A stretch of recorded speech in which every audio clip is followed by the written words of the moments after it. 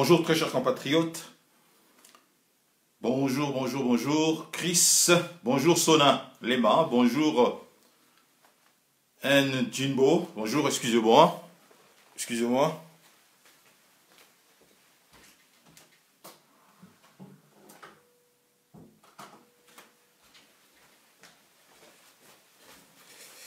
Voilà.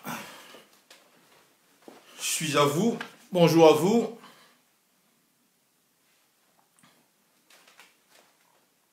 Chris N. Jimbo, bonjour.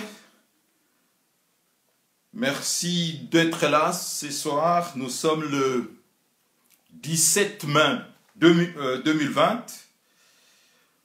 Comme vous remarquez. Voilà.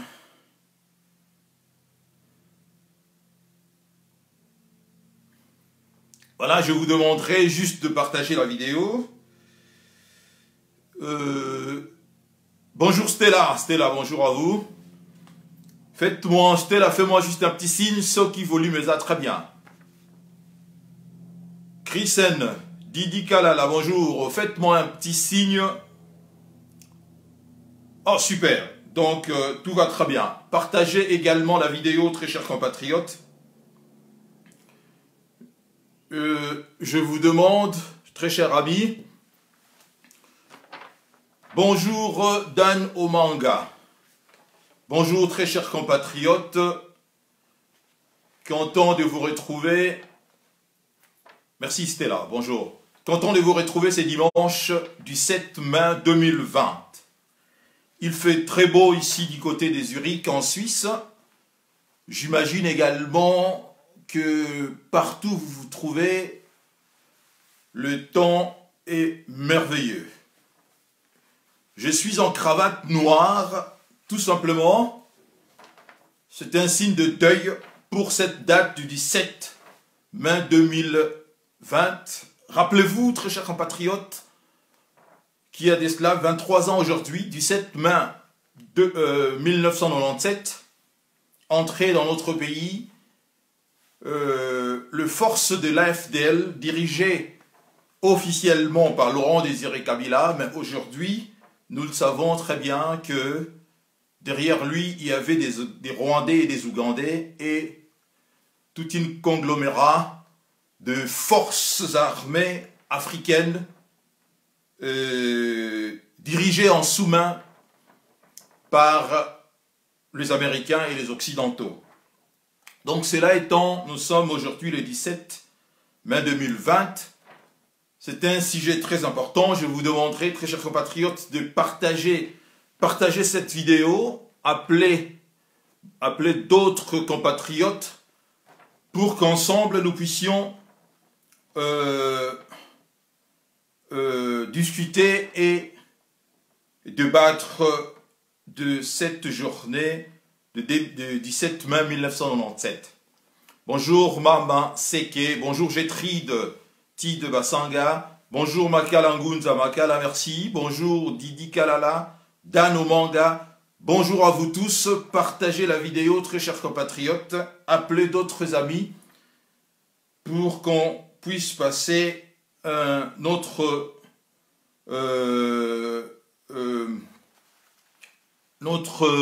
rendez-vous hebdomadaire ici à l'amphithéâtre Léon de Sémoulin. Bon, ben écoutez, je ne voudrais pas abuser de votre temps, puisqu'il est déjà presque 17h, presque 40, oui, 17h, attendez, je vais vérifier, voilà, 17h39. Quels sont les sujets que j'ai prévu d'aborder ce soir avec vous? Premièrement, comme vous allez remarquer, donc la date du 17 mai 2020, qui aujourd'hui, 23 ans après, nous rappelle l'entrée de l'AFDL et le début de nos malheurs. Deuxième sujet, l'arrestation de l'évêque Mukuna. Bonjour Willy Delors Ongenda. Partagez, très chers compatriotes, la vidéo. Deuxième sujet, c'est l'arrestation de l'évêque Mukuna la semaine dernière. Troisième sujet, la sortie d'Ibrahim Kabila, fils, selon lui, fils biologique de Laurent Désiré Kabila, exigeant un test d'ADN pour déterminer sa filiation exacte avec, c'est-à-dire son frère président Joseph Kabila et leur défunt père. Quatrième sujet, j'aborderai également le procès Vital Kamerhe, l'arrestation de tonitruant, appelons-le comme ça, tonitruant Henri Magie, et surtout l'occupation de notre territoire par l'armée zambienne. On n'en parle pas vraiment, mais c'est un sujet, très chers compatriotes, qui commence vraiment à poser pas mal de problèmes. Bonjour Eddy Mampoukou, beau-frère, bonjour. Partagez la vidéo, promesse Elikia, bonjour à vous. Partagez, très chers frères, la vidéo. Bon, le premier sujet, c'est-à-dire le 17 mai 1997 pour le français, 1997 pour le belge, fut l'entrée et le départ du maréchal Mobutu du pouvoir.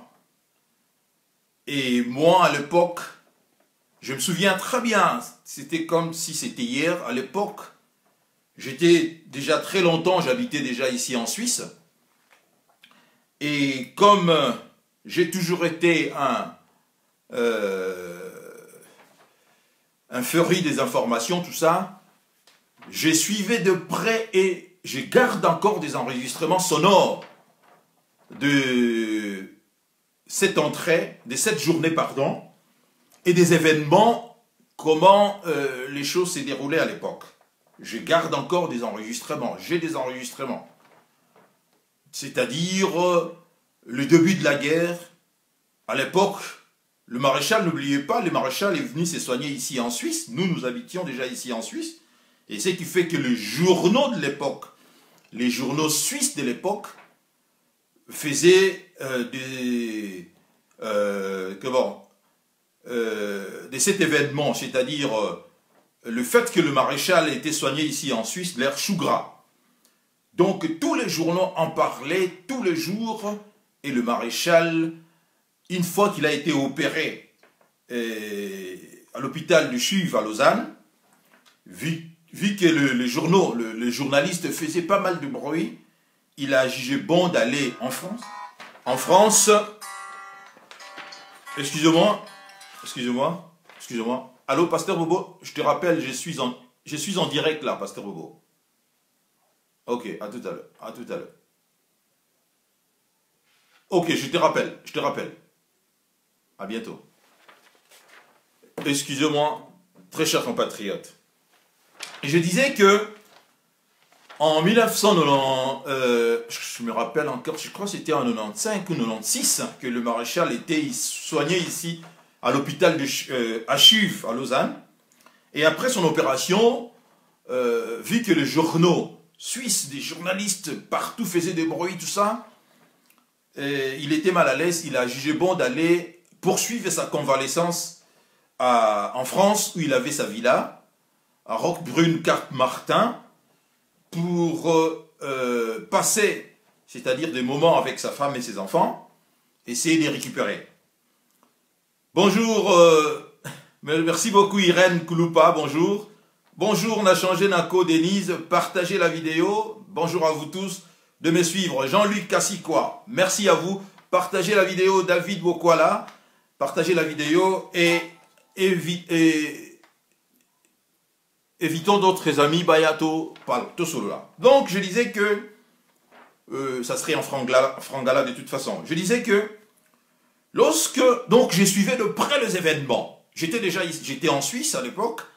Je suivais de près les événements et nous qui étions à l'extérieur du pays et qui suivaient les événements à travers les radios étrangères, c'est-à-dire Radio France Internationale et les télévisions étrangères, à l'époque France D, TF1 et Télévision Suisse Romande, en ce qui me concerne moi, donc on avait une seule version des événements.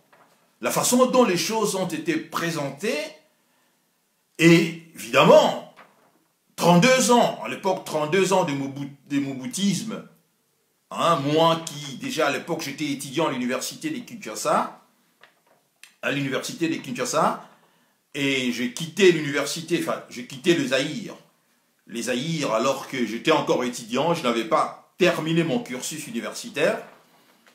Après la fermeture de l'université, plusieurs fois d'ailleurs, vous le savez, hein, plusieurs fois, on fermait l'université à chaque problème, on fermait l'université, conférence nationale, on fermait l'université, le pillage, on fermait l'université, ce qui fait qu'on n'avait pas vraiment la possibilité d'étudier en toute quiétude. Donc j'ai quitté le pays, déjà, et je suivais les événements. Et vous le savez très bien que les événements ont été présentés selon le, comment dirais-je, une seule vue des agresseurs, c'est-à-dire des commanditaires qui étaient les Américains, les Occidentaux, et les agresseurs et leurs soutiens qui étaient nombreux ici en Europe, en Belgique, partout. Donc c'était une très bonne nouvelle à l'époque. On estimait qu'il était temps pour le maréchal Mobutu de dégager et que la façon dont on nous a présenté les événements, c'est-à-dire à la tête du pays, un fils du pays, Laurent Désiré Kabila, que nos parents, nos aînés connaissaient déjà, mais que nous, on venait de découvrir qu'il y avait un Laurent Désiré Kabila qui a mené le combat et qui a rencontré Che Guevara dans le maquis, tout ça, et qu'il est venu pour nous apporter la démocratie. Voilà, c'était comme ça que les choses ont été présentées. Bonjour Adélard Tambo.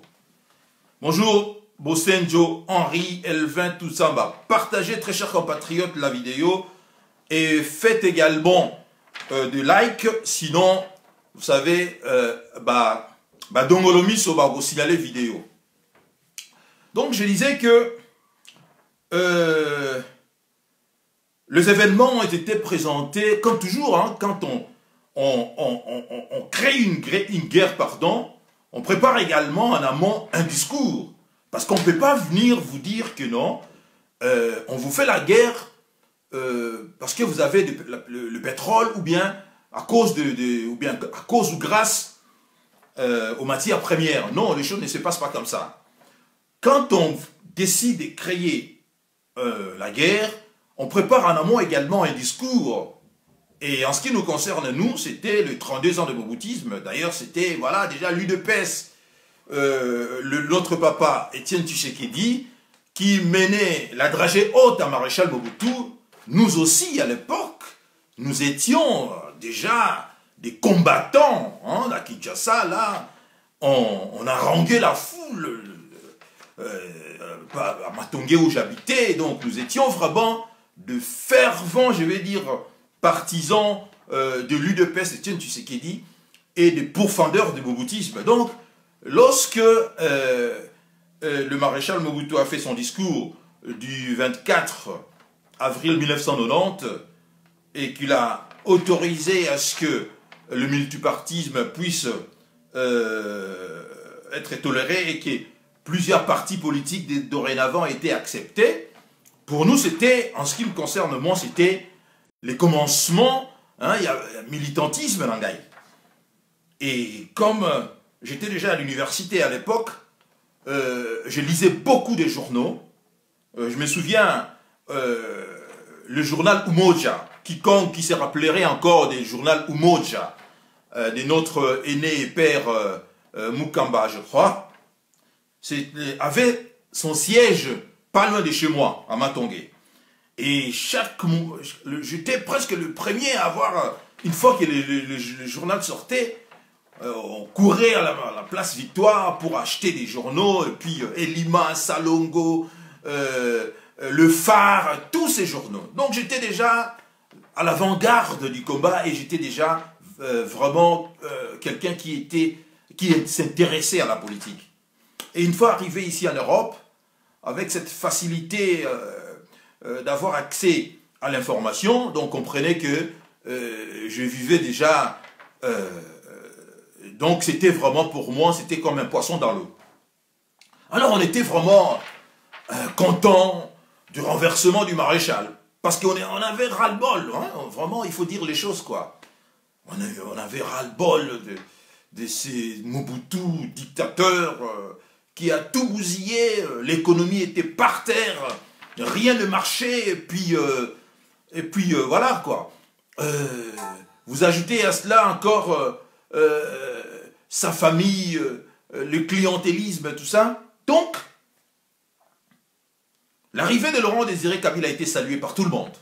Par tout le monde. Rares à l'époque étaient des gens qui s'opposaient à cette arrivée-là. Mais comme vous le savez toujours, derrière le discours, il y a la réalité. Et patatras, Laurent Désiré Kabila. Oui, très bien. Oui, je me rappelle. Prima cour, il y a tout ça. Très bien, exactement. Chris Gembo. Exactement. Donc, Laurent Désiré Kabila arrive au pouvoir. Les Congolais qui étaient sur place au pays commencent à déchanter. Ils voient que non, il était accompagné avec des Rwandais. Mais les Congolais, mais ils se disent, mais non, vous nous avez aidés à prendre le pouvoir, maintenant dégagez, rentrez chez vous. Et les Rwandais commençaient à brutaliser les Congolais, à piller les maisons des autres, à confisquer des voitures, des femmes des autres. Et les problèmes commençaient. Et Étienne Tshisekedi demanda alors à Laurent Désiré Kabila de demander une facture à ses amis rwandais et si possible de payer la facture et que le Rwandais rentre chez eux. Donc vous connaissez la suite. Mais le problème c'est que à cette époque, on ne savait pas ça ici. Nous étions tous derrière donc Laurent Désiré Kabila. Même lorsqu'on a tué Laurent Désiré Kabila, même lorsqu'on l'a tué, l'arrivée de Joseph Kabila a été aussi bien accueillie. On nous a présenté comme son fils. Comme son fils. Bon, on s'est dit, il est jeune, très bien, c'est son fils. Parce que n'oubliez pas que lorsqu'ils ont tenté de renverser Laurent Désiré Kabila, ça il faut toujours le savoir, les Rwandais, les Ougandais, les Américains, tout ça, qui ont utilisé par la suite les Rwandais, vous le savez très bien, et pardon, les Angolais, pour assassiner Laurent Désiré Kabila, ont échoué par renverser le pouvoir. Le pouvoir a résisté. Donc le système a résisté. Le système Laurent Désiré Kabila de l'AFD a résisté. Et on nous a présenté Joseph Kabila. Et lorsque Joseph Kabila est arrivé, jeune qu'il était 29 ans, on ne pouvait que... Bon, qu'est-ce qu'on fait? On accepte, c'est son fils. Eh ben, celui que j'appelle toujours notre guide à tous, vous remarquerez ici que lorsque Laurent Désiré Kabila était au pouvoir, et qu'eux, ils ont perdu le pouvoir, ici je cite Honoré Ngwanda, de 1997, qu'ils ont quitté le pouvoir, à 2001, lorsqu'on a tué Laurent Désiré Kabila, Honoré Ngwanda est resté silencieux parce qu'il estimait que Laurent Désiré Kabila, c'était un Congolais qui n'avait pas de problème, et ils ont échoué, il faut laisser la place aux autres. Ce n'est que maintenant, lorsque arriva le fils, celui qu'on nous a présenté comme le fils, c'est-à-dire Joseph Kabila, que comme notre aîné à tous, le guide, le GPS de la résistance, était dans le service des renseignements et qui avait des dossiers sur Laurent Désiré Kabila, et qu'il connaissait très bien les enfants de Laurent Désiré Kabila, il a décidé de rompre son silence et de faire éclater la vérité. La vérité est sortie du ténèbre, comme quoi c'est lui qui est à la tête de ce pays. C'est lui-là, ne pas le fils. Bonjour, quel est panafricain. Bonjour à vous, très chers compatriotes du côté des Cap Town, en Afrique du Sud. Bonjour Justin Yuma, égal Yaouma. Donc, on se réveille maintenant. Oui, c'est vrai. Il n'est pas congolais, il n'est pas le fils de Laurent Désiré Kabila. Avant d'abord d'y commencer, je vais vous lire un passage, juste un passage, très éloquent, parce que n'oubliez pas également que le résultat de ce que nous traversons aujourd'hui, c'est-à-dire l'arrivée de Félix Tshisekedi dans la tête du pays, hein, c'est également, cela découle également de l'arrivée des AFD au pouvoir. Donc ce que nous traversons aujourd'hui, tous les désordres qu'il y a aujourd'hui au pays là, ce sont le Rwandais et qui sont responsables. Et la situation que nous déplorons tous les jours, c'est-à-dire les Bizumungu, Félix qui n'a pas le pouvoir, ça n'oubliez pas, c'est arrivé les 17, c'est-à-dire 23 ans aujourd'hui. Je voudrais vous lire d'abord un passage, cet excellent bouquin, c'est-à-dire de Charles Onana, c'est Tueur Tutsi au cœur de la tragédie congolaise. C'est-à-dire à la page 127. Que dit Charles Onana? Rapidement. Charles Onana, que les Congolais connaissent tous aujourd'hui, un écrivain, politologue, aujourd'hui docteur de son état à l'université Lyon 2, Lumière en France, qui a défendu dernièrement, d'ailleurs il y a c'est là deux ans je crois, sa thèse de doctorat, qui est devenu un ami des Congolais, a beaucoup travaillé pour faire éclater la lumière par rapport à ce qui nous est arrivé.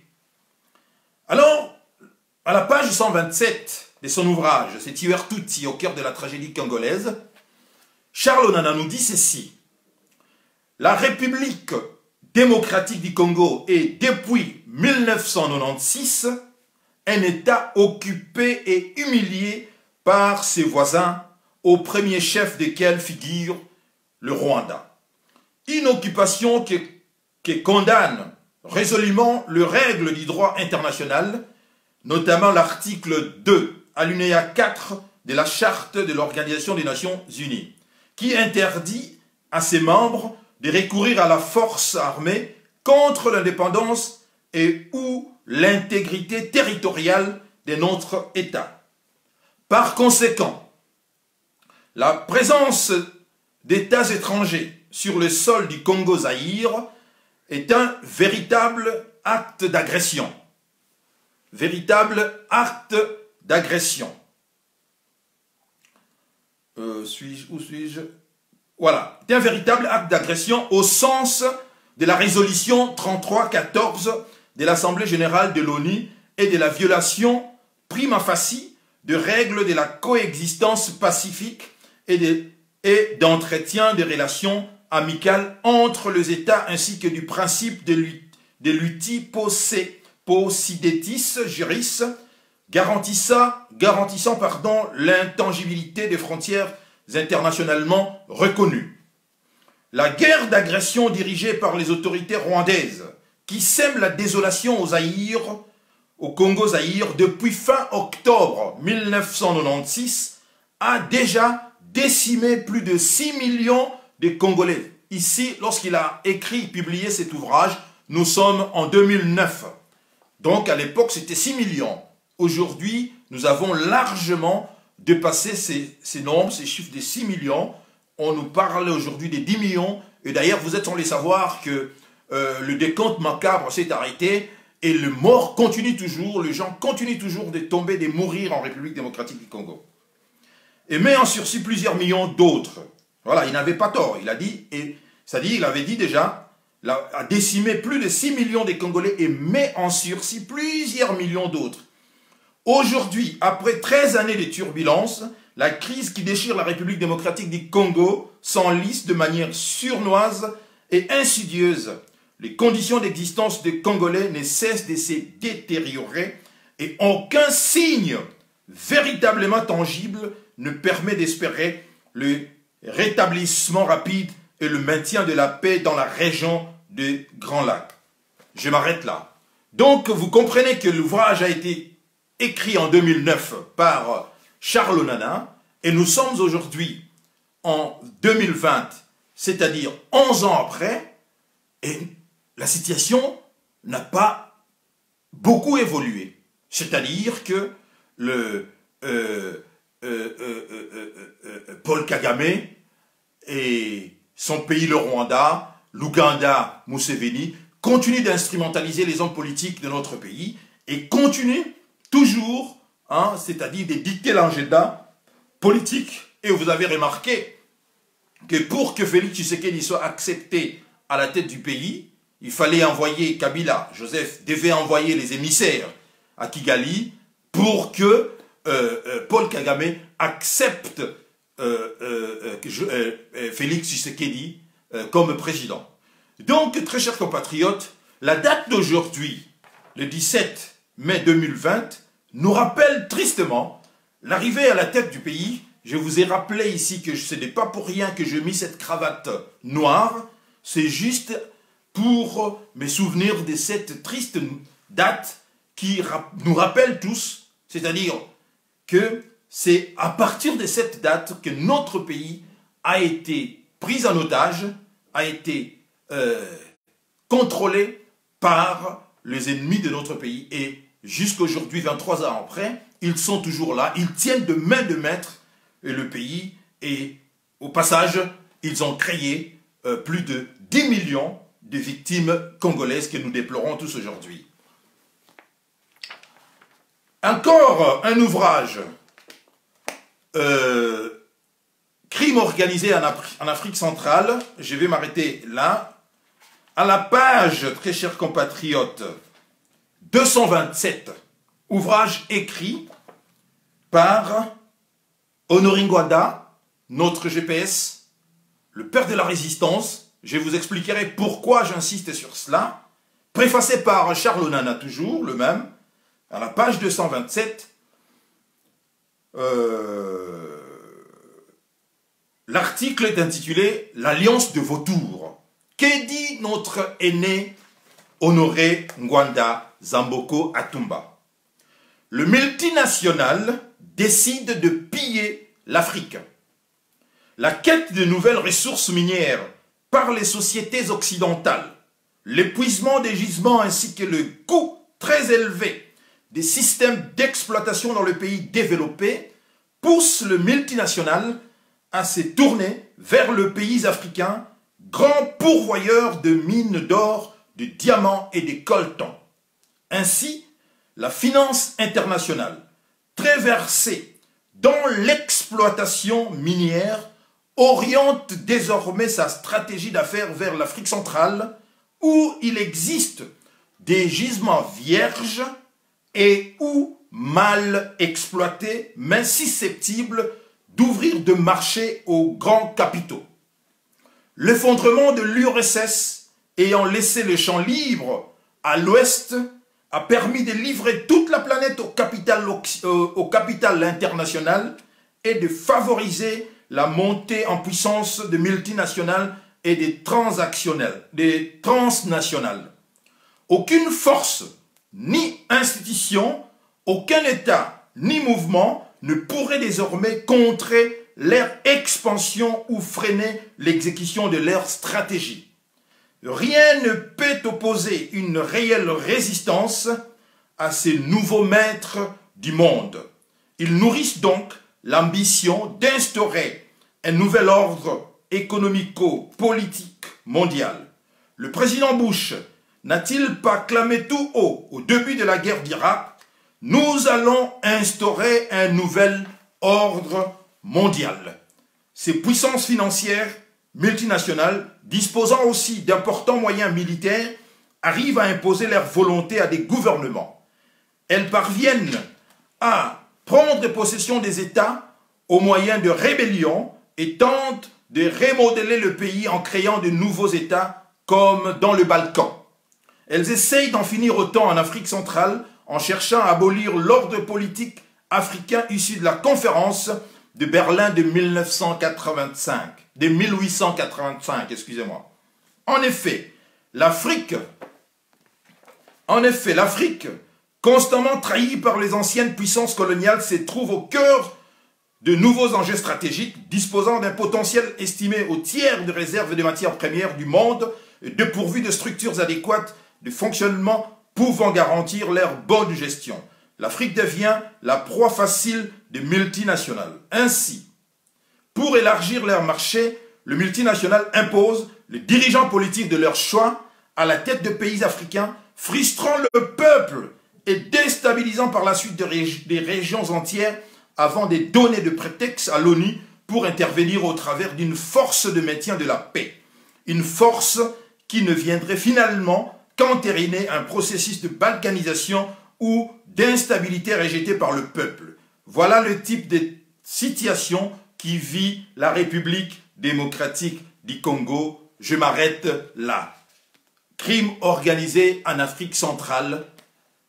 Livre de Honoré Mbanda Zamboko Atumba. Donc, au passage de ces extraits que je viens de vous lire ici, très chers compatriotes, vous remarquerez que le décor était déjà planté et que notre cher aîné avait très bien compris la situation et il en avait partagé le détail dans son ouvrage. Également, Charles Nana nous en avait parlé.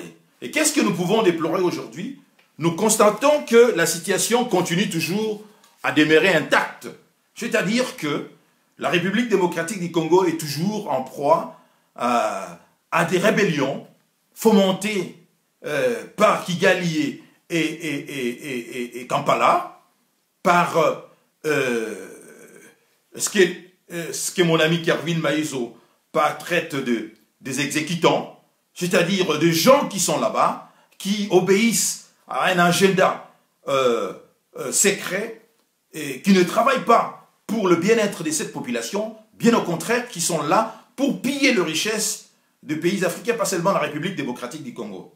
Mais ce qui est compliqué dans cette histoire, cette situation nous a amené aujourd'hui un des fils du pays, en l'occurrence Félix Tshilombo, Tshisekedi Tshilombo, appelez-la comme vous voulez, mais Félix Tshilombo, Félix Antoine Tshilombo, qui est aujourd'hui à la tête du pays. Mais bizarrement, nous remarquons que la situation ne change pas. Bien au contraire, hein, il y a multiplication de foyers d'intensité, hein, c'est-à-dire aujourd'hui nous déplorons l'occupation de notre pays encore par l'armée zambienne. Vous le savez très bien qu'à l'est du pays, c'est-à-dire l'armée zambienne, à l'heure où je fais ces lives, occupe actuellement une partie de notre territoire.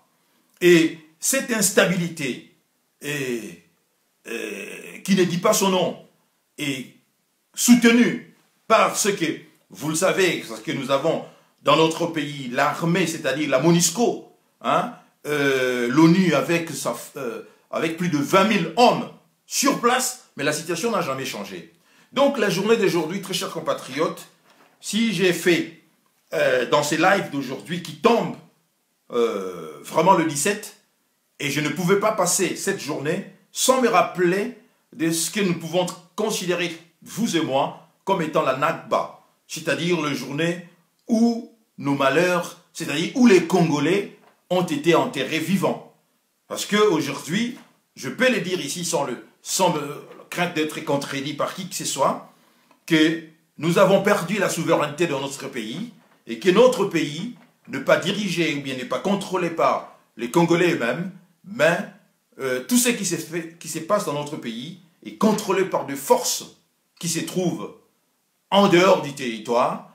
Et vous voyez très bien les événements également, c'est-à-dire la gestion de la pandémie des Covid-19, nous a encore une fois convaincus que à chaque fois qu'on parle par exemple de vaccins, des testés de vaccins, la République démocratique du Congo est toujours citée comme étant le pays qui est prêt à collaborer pour des éventuels tests de vaccins. Donc vous comprenez que ces pays-là aujourd'hui, c'est pour cela ici, il en va de l'intérêt de tous les Congolais, vous tous qui me suivez en ce moment-là, de continuer de lutter. Parce que après les élections de 2018, décembre 2018, qui a amené à la tête du pays Félix Tshisekedi, aujourd'hui, même ceux que j'ai considérés comme des talibans se rendent compte que Félix n'a pas le pouvoir. Alors que nous étions, dès le premier jour, nous avons compris cela, nous avons parlé de ça dans des émissions, partout nous en avons tiré la sonnette d'alarme, mais nous étions combattus par les amis qui eux soutenaient Félix Tshisekedi.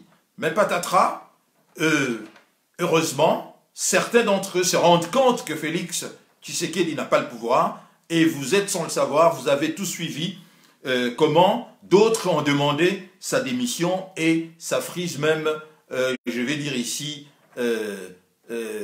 si pas la honte, mais je dirais, c'est vraiment des gens qui n'ont pas compris. Mais aujourd'hui, je vais dire tout simplement qu'on a utilisé Félix Tshisekedi dans cette histoire pour barrer la route aux Congolais qui étaient vent debout, qui ne voulaient plus continuer avec la situation comme elle était, c'est-à-dire jusqu'en 2018, avant les élections. Mais patatras, nous sommes encore dans cette situation et où on voit maintenant, il y a un binôme à la tête du pays, un binôme, c'est-à-dire représenté d'un côté par Félix Tshisekedi et de l'autre par Joseph Kabila, et qui d'un côté essaie de manœuvrer pour tirer, comment dirais-je, le ficelle de son côté. Et c'est ainsi qu'on assistera à une situation, là j'entame directement mon deuxième sujet, à l'arrestation, disons d'abord, la sortie, depuis un certain temps, de l'évêque Mukuna, qui commence maintenant, 19 ans après, très chers compatriotes, 19 ans après, l'éveil patriotique que mène notre aîné, ici dans la diaspora, Honoré Ngwanda, je dis bien 19 ans parce que 2001, que Joseph Kabila est arrivé au pouvoir, qu'il a enfin décidé de rompre avec son silence et de dénoncer l'imposture à la tête du pays. 19 ans après, Mukuna sort et j'entends ici et là les gens nous demander de soutenir Mukuna. Très bien, je ne veux pas. Mais là où le bas blesse, c'est que on veut nous exiger de soutenir Mukuna, alors qu'ici, dans la résistance, dans la diaspora, il y a déjà des structures, de gens qui, plusieurs années, ont dénoncé ces discours que Mukuna, certes, on va me dire ici que lui, il tient un discours que vous tenez à l'extérieur du pays, mais j'ai dit ici que Mukuna n'est pas le seul à tenir ce genre de discours. Mondansemi, avant lui, il a tenu le discours que Kabila, c'est un Rwandais, il doit dégager. À cette époque-là, Mukuna était encore avec la Kabylie et il mangeait dans la table de la Kabylie.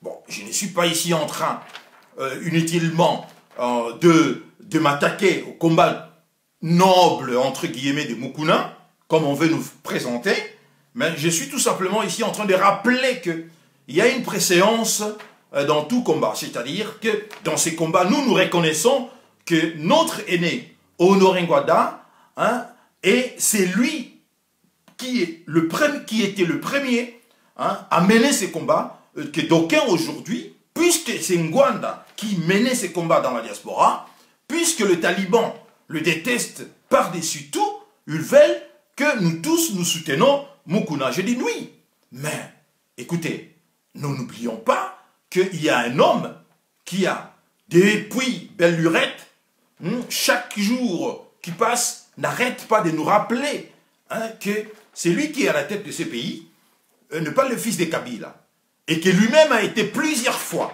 contacté par les éléments ou bien les émissaires de la Kabylie pour éventuellement rejoindre également la soupe, et il a toujours refusé. Et cet homme-là, que le Taliban, de par leur haine, parce qu'il est celui qui a, selon le Taliban, a empêché les gourous, notre papa, Etienne Tshisekedi, d'accéder à la tête du pays. Les talibans ont gardé une haine recuite envers notre GPS guide éclairé Honoré Ngwanda. Maintenant, ils veulent que nous tous, nous soutenions l'évêque Mukuna parce qu'il répondrait tout simplement au nom de Mukuna. Patatras, il y a une charmante demoiselle. Nous voyons des vidéos qui commencent à circuler d'une charmante demoiselle au nom de Mami Chibola qui accuse l'évêque Mukuna d'avoir abusé d'elle. Et on a vu des vidéos.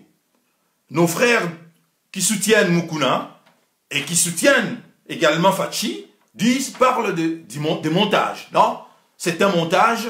Et moi également, hein, moi qui vous parle là, le samedi où j'ai vu cette vidéo, j'ai dit, il faut rester prudent. Parce que Mukuna, j'avais publié sur ma page Facebook un post où j'ai dit, restons prudents, Mukuna a droit à la vie privée et que dans ces combats, on peut tout utiliser pour affaiblir l'adversaire. Mais au fur et à mesure, le vidéo arrivait, on a compris que cette histoire était tout simplement une histoire vraie. Et ce qui a fini par achever Mukuna, c'était sa défense dans Bossolona politique chez notre frère Israël Mutombo, où Mukuna, au lieu de répondre aux questions posées par Israël Mutombo par rapport à l'événement, c'est-à-dire à la vidéo de Mimi Chibola, Mukuna a botté en touche, il a renchéri ses attaques envers Kabila, et à partir de cet instant-là, nous avons tous compris que non, il n'est pas sérieux et il n'est pas digne de représenter ces combats. Oui, oui, il n'a changé d'arco 46 minutes, comme l'a si bien dit notre sœur Mimi Chibola. Et ce qui est grave, Mukuna a fui en race campagne après avoir promis monts et merveilles à notre sœur Mimi Chibola, la veuve Tanja, si c'est Tanja, quelque chose comme ça. Et on se réveille, on voit qu'on a arrêté Mukuna. Mukuna, mis aux arrêts, et maintenant, j'entends les talibans commencer à insulter notre sœur Mimi Chibola. J'ai dit, mais non, écoutez, on arrête un peu là. Je dis, ben, maintenant, c'est la faute de Mimi Chibola. Au lieu de se poser des questions simples, mais capitales, sur le mœurs de Mukuna, qui est ici, n'oubliez pas, un homme de Dieu. C'est un évêque qui a plusieurs églises à Kinshasa, il y en a au moins plus de 150, et qui est au devant d'un combat noble, le veille patriotique, et seulement à la base de ça, il doit montrer patte blanche, parce qu'un homme qui est censé mener un combat digne comme celui de l'éveil patriotique doit vraiment tout faire, être propre, pour ne pas dire faire attention à sa façon de se comporter. Mais nos frères talibans insultent, je vous dis d'une manière impossible, la fille. Comme j'ai toujours défendu moi, hein, le veuve et les orphelins, j'ai fait un post, j'ai dit, mais attendez, nous sommes là devant une situation ubuesque. J'ai comme l'impression qu'au lieu ici de poser des questions, nos frères, au lieu qu'ils s'interrogent sur le mœurs de Mukuna, mais commencent à s'en prendre à la fille, comme quoi elle a été utilisée par la Kabylie. Je dis oui, mais écoutez, depuis que le monde est monde, depuis la nuit de temps, le service de renseignement ont toujours utilisé la faiblesse de l'adversaire, des ennemis, que le service considère comme des ennemis. Hein, ce n'est pas aujourd'hui. C'est comme si ici, hein, vous voulez me faire dire que je dois détester les hirondelles Tutsi. Vous comprenez par les hirondelles, toutes ces femmes Tutsi-là, que le régime de Kagame a envoyé partout dans le monde pour infiltrer les institutions internationales, également depuis déjà le Zaïre, toutes ces toutes femmes Tutsi ont infiltré les dirigeants de l'époque du Zaïre, et tous ces dirigeants-là avaient des femmes Tutsi. Tout ça a été planifié par celui qui était à l'époque directeur du cabinet du maréchal Mobutu, Barthélemy Bisengimana, pour en arriver là où nous sommes aujourd'hui, c'est-à-dire nous fragiliser et occuper notre pays et profiter de nos richesses. Là maintenant, vous me demandez à moi, hein, de dire que les Rwandais ont eu tort. Et non, moi, j'ai réfléchi, j'ai dit non, ce n'est pas la faute des Rwandais et des Hirondelles de nous infiltrer.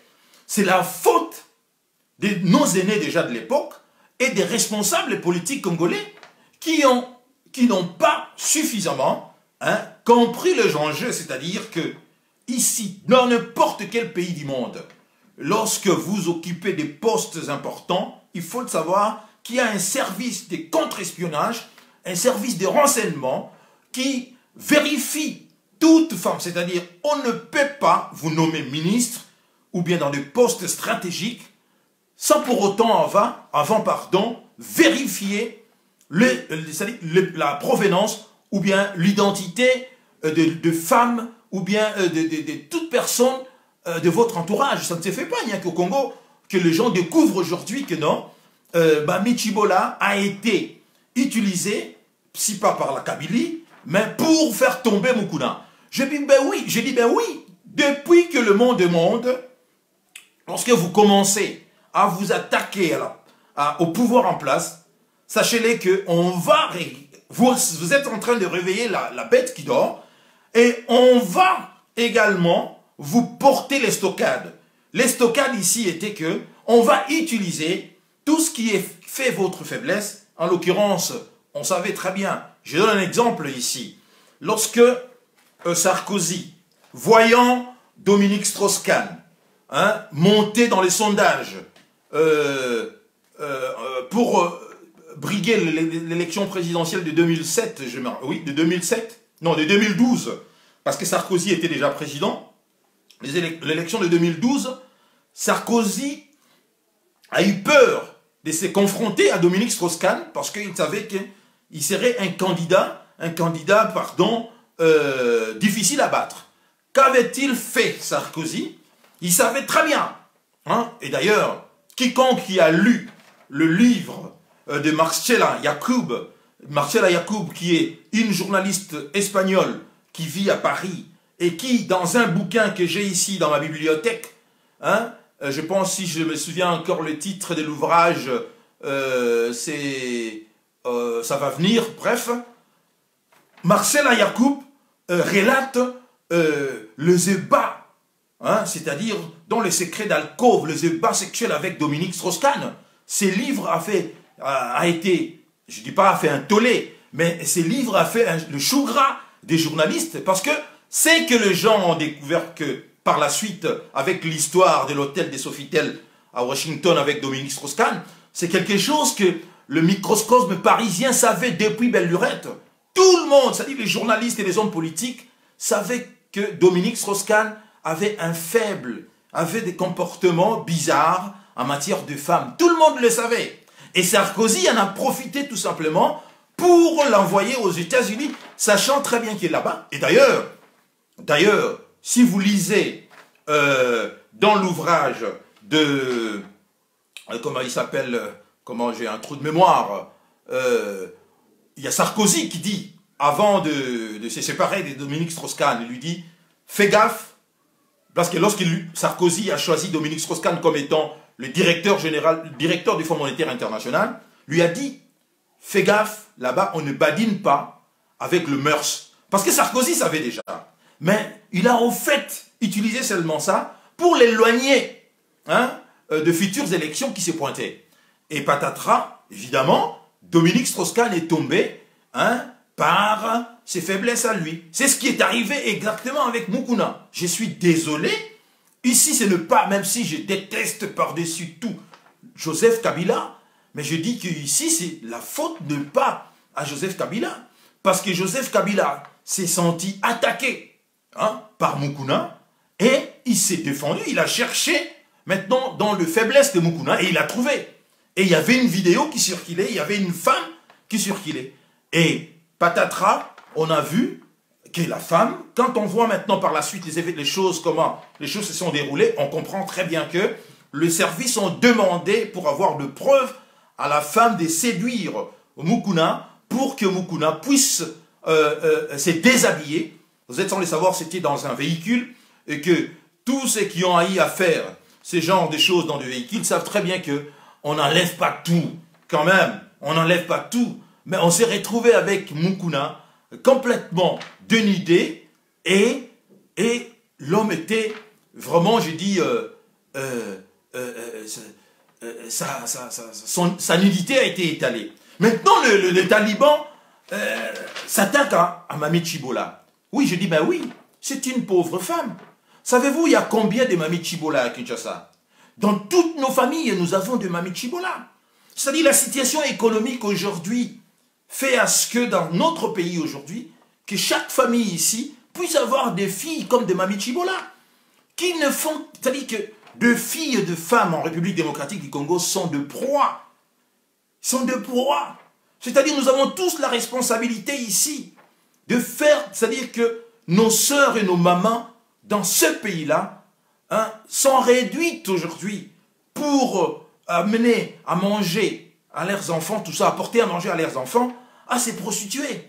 Et aujourd'hui, j'entends déjà insulter Mami Chibola, dire que c'est une prostituée, certes, depuis que le monde monte, le service de renseignement ont toujours utilisé des prostituées et le service de renseignement ont toujours utilisé de femmes d'une certaine classe, même si elles ont fait des études, on les a toujours utilisées. Et la preuve, le Rwandais avec les hirondelles ont infiltré, ou bien ont envoyé en masse leurs femmes infiltrées, ou bien séduire le dirigeant dans de ce que nous appelons la communauté internationale, pour, à la fin, faire pencher les décisions en faveur du Rwanda. Et mais je dirais que ça c'est très malin également.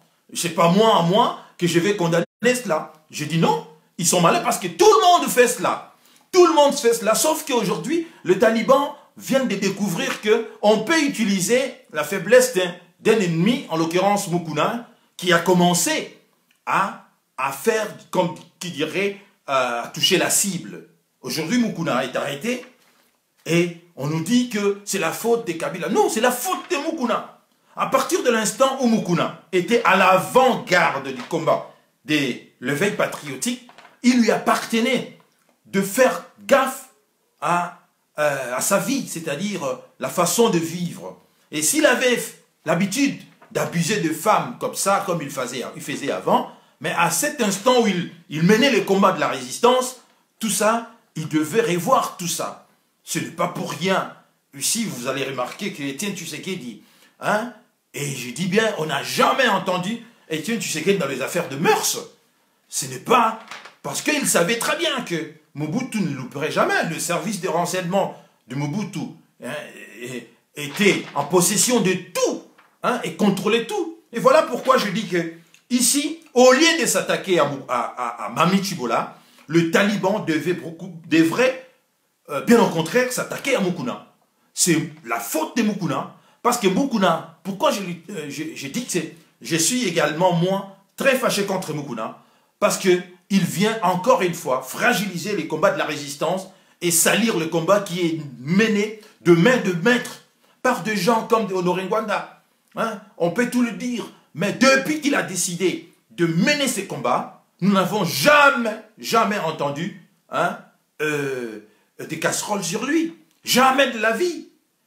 Nous sommes dans des banalités du genre « Oh, c'est un hibou. Oh, il a tué des gens. » Ça, c'est banalité. Or, la conférence nationale souveraine, disons l'État congolais qui a diligenté les enquêtes sur lui, l'a exempté de tout,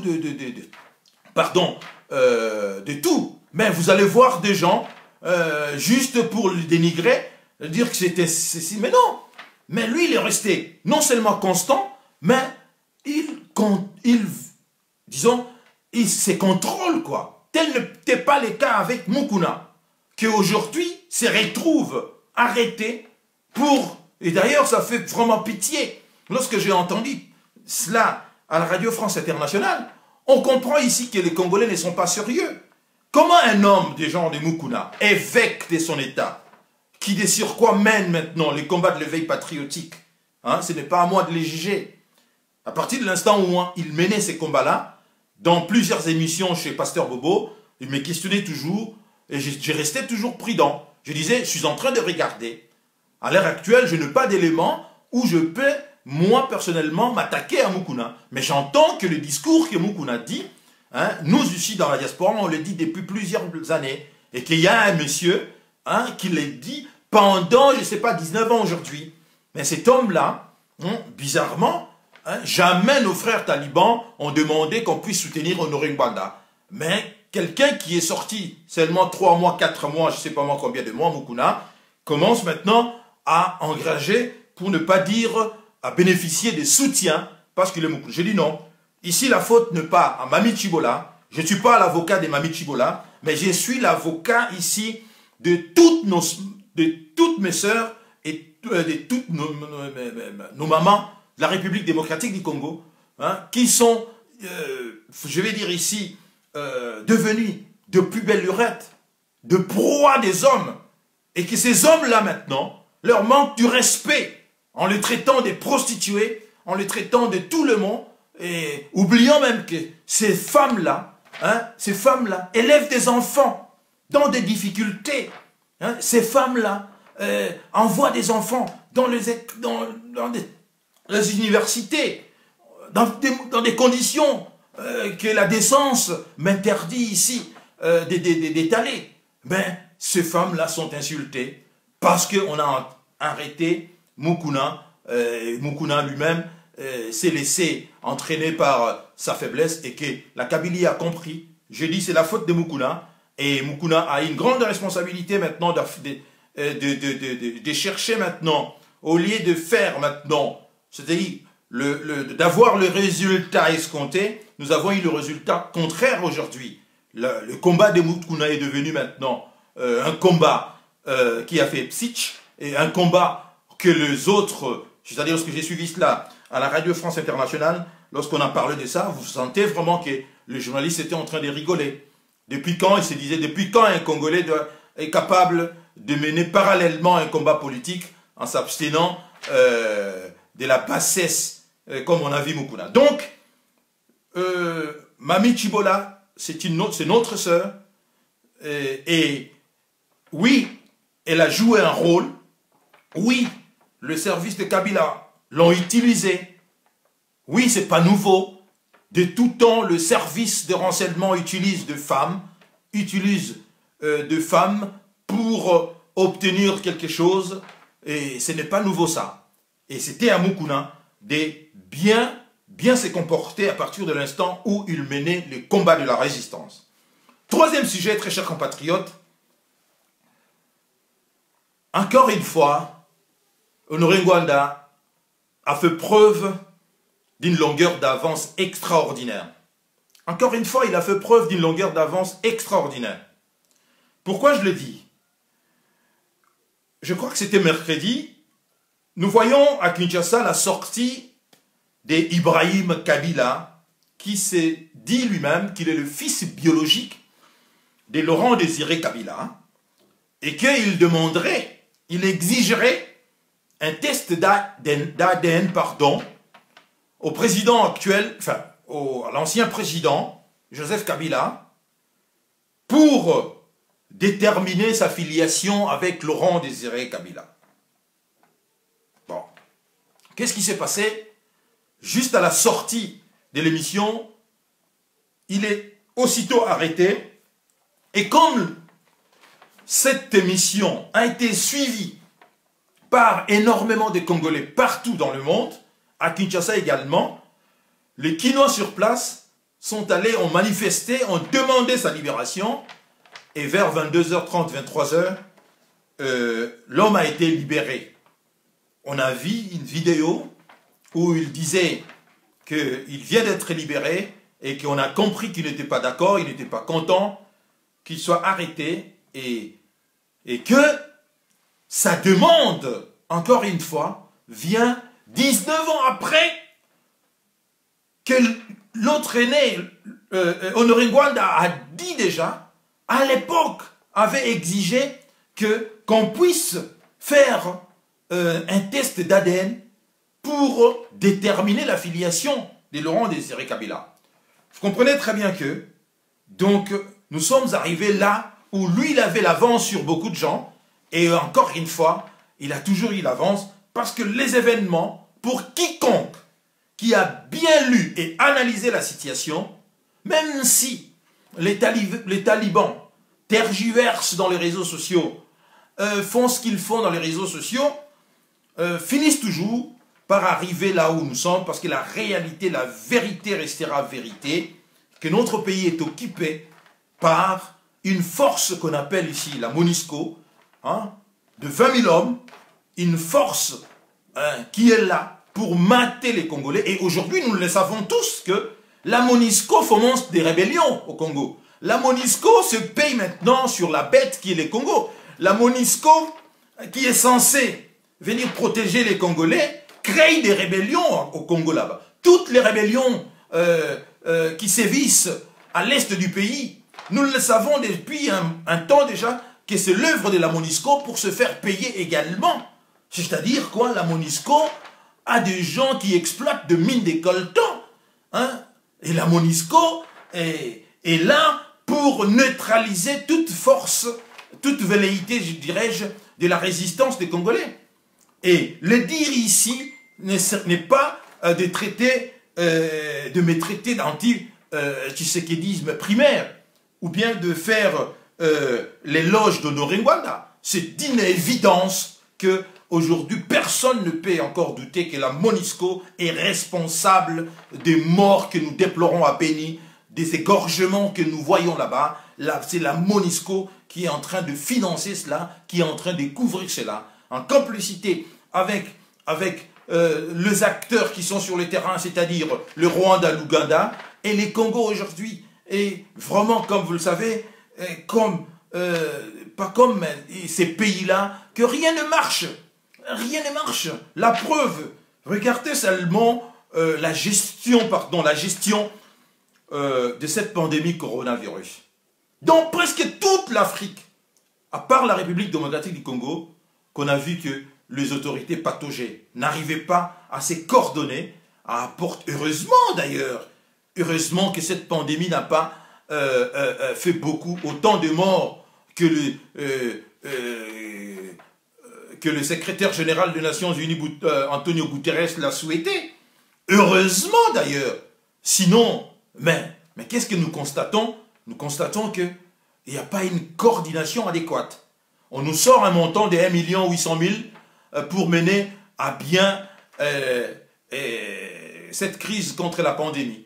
Mais dans d'autres pays, même le petit Bénin, on voit comment est-ce que les autorités de ce pays même le Bénin, nous avons vu, tous les pays africains étaient capables, ils ont mis des stratégies, à part seulement le Congo, le grand Congo, qui aujourd'hui régorge les 3/4 des richesses de l'humanité, c'est pas moi qui le dis, c'est la Banque mondiale, à travers la carte à 1 milliard de dollars, qui est la carte à 1 milliard que la Banque mondiale a financée pour prospecter contre les richesses de la République démocratique du Congo, a compris que les 3/4 de l'humanité se trouvent encore dans notre pays.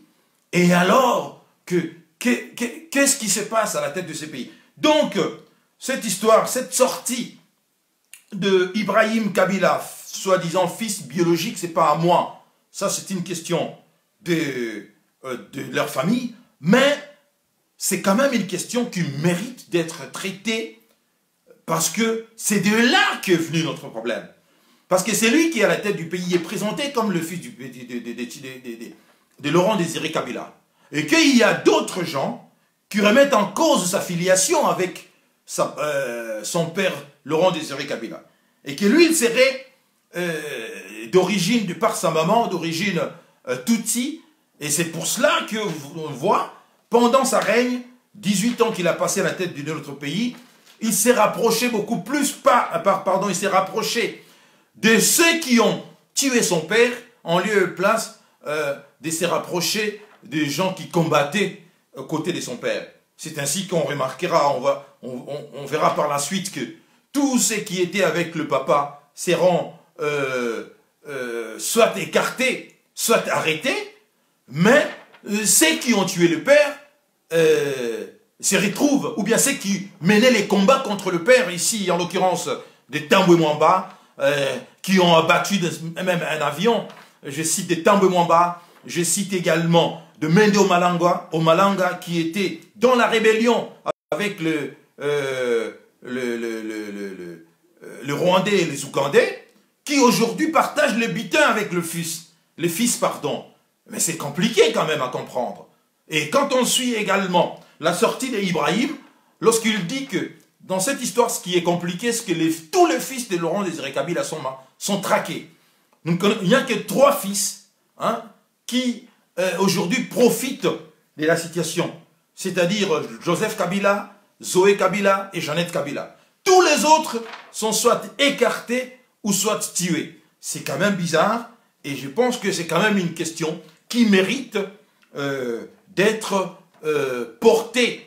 Je le sais que ça ne se passera pas, hein, parce que les institutions qui se trouvent dans notre pays, ce sont des institutions qui ne travaillent pas, hein, pour faire éclater la lumière. Bien au contraire, ce sont ces gens-là qui travaillent pour fragiliser le pays, qui travaillent pour piller le pays ensemble avec la MONUSCO, ensemble avec le Rwandais, ensemble avec le multinational. Donc, je ne suis pas ici naïf. Le dire tout simplement, c'est quand même, lorsque je vois un jeune homme qui ressemble à Laurent Désiré Kabila, mais je pense que pour mettre fin à cette discussion, je crois que dans n'importe quel pays du monde, l'Assemblée nationale se saisira de la question et essaiera d'apporter des éclaircissements, parce que c'est quand même une question qui nous a tant divisés, je vais dire, qui nous a apporté tant de malheur. Et patatras, toujours dans cet imbroglio qui désormais caractérise la République à démocratiser du Congo, on voit l'arrestation de Vital Kamerhe, qui est reproché de détournement de fonds. Et puis encore une fois, c'est lui qui était l'omniprésent président, directeur du cabinet du président de la République, est arrêté à la prison centrale de Makala pour détournement d'argent. On voit dans le premier jour de son procès, on voit un homme combatif, hein, qui d'aucuns traiteront comment dirais-je, d'arrogant, hein, d'un homme imbu de lui-même. Mais il a donné des signes qu'il ne va pas couler seul. Et que s'il faut l'écarter, mais ça serait quand même au prix de la vérité. Quelle est cette vérité? Kamerhe a dit qu'il n'était pas seul responsable de ces dossiers et qu'il y avait un collège de gens qu'il a cité des noms. Mais ici, si j'ai relevé le dossier Kamerhe, mais on a remarqué une chose, que maintenant, au lieu, on nous parlait avant le premier jour du procès, on nous parlait de montants extravagants, du genre de 400 millions. Mais on voit ici les dossiers petit à petit se rétrécir, hein, c'est-à-dire ce n'est plus l'histoire des sauts de moutons, hein, on écarte, on enlève, on vide le dossier de cette histoire des sauts de moutons, on nous rappelle tout simplement, ou bien on réduit les dossiers Vital Kamerhe à l'histoire de, comment dirais-je, de maisons fabriquées, n'est-ce pas? Et qu'il y avait, je ne sais pas moi, il aurait détourné 46 millions de dollars sur 58 millions, quelque chose comme ça. Bon, bref, admettons que c'est comme ça. Hein, admettons que c'est comme ça. Mais j'ai toujours dit ici dans mes lives, ou bien dans d'autres émissions chez Pasteur Bobo, que je ne crois pas une seconde que le directeur du cabinet du président de la République soit le seul homme à détourner de l'argent si, hein, tel était le cas, comme il est, parce que je continue toujours à dire qu'il est innocent tant que sa culpabilité n'est pas encore établie sur le plan juridictionnel. Donc, tant que Vital Kamerhe ne sera pas accusé, il ne sera pas jugé et déclaré coupable, je continue à dire qu'il est innocent et que toute personne, même des gens que Vital a cités dans cette audition-là que nous avons tous vue, ces personnes sont également innocentes, au même titre que Vital Kamerhe. Donc, vous comprenez que les gens veulent nous faire croire que Félix Tshisekedi ignorait tout des détournements de son directeur des cabinets. J'ai dit mon œil. J'ai dit non, jamais de la vie. Il était le directeur des cabinets du président Félix. Et qu'à ce titre, tout ce qui s'est décidé dans le bureau de son chef passait par lui. Et qu'il était l'homme qui était à l'antichambre du pouvoir. Et sur cette base-là, tout simplement, c'est lui qui était la dernière personne qui consultait les dossiers avant que le président appose sa signature. Mais les talibans veulent nous faire croire que leur président, c'est un saint qui ignore tout. Mais en le disant, les talibans ne savent pas qu'ils sont en train d'infantiliser au fait le président Félix Tshisekedi. En disant que non, qu'il ignorait tout. Et qu'est-ce qu'il faisait pendant que Kamere pillait l'argent, ou bien Kamere et les autres, parce que Kamere a cité des noms, même s'ils sont toujours innocents, et les autres détournaient de l'argent. Qu'est-ce que le président Félix faisait à cet instant-là? Il jouait il passait son temps à regarder les réseaux sociaux. Non, le fait seulement de les dire, c'est une façon d'infantiliser le président Fachi. Je dis ici que le président Félix n'est pas innocent de ce qui se passe par rapport à ce qu'on a parlé de son programme de 100 jours. Tout le détournement, c'est-à-dire qu'on reproche à Kamere, il est au courant. Je ne dis pas qu'il a pris part, mais j'ai dit il est au courant, il a donné sa bénédiction, il a profité également d'une partie de cet argent. Il appartient maintenant, ici, au tribunal, de faire toute la lumière, rien que la lumière, pour faire éclater la vérité. Est-ce que le dire, c'est manquer du respect à Félix Tshisekedi? Non, je ne pense pas. Et qu'est-ce que c'est que cette histoire?